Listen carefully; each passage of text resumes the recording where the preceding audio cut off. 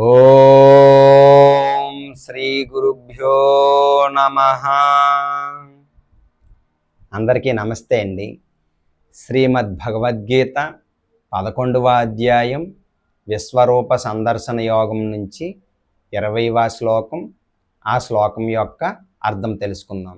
ద్యావా పృథివ్యోరిదమంతరం హి వ్యాప్తం త్వయైకేన దిశశ్చ సర్వాః దృష్ట్వాద్భుతం రూపముగ్రం తవేదం లోకత్రయం ప్రవ్యథితం మహాత్మన్.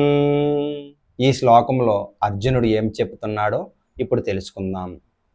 నీవు ఒక్కడవే అయినా ఆకాశమును, సకల లోకాలను, వాటి మధ్య ప్రదేశమును వ్యాపించి ఉన్నావు. ఓ మహాత్మ, ఈ అద్భుతము భయంకరము అయిన రూపమును చూసి సకల లోకాలు కలత చెందాయి. విన్నారు కదండి ఈ శ్లోకం యొక్క అర్థం. రేపు మరొక శ్లోకంతో మళ్ళీ కలుసుకుందాం.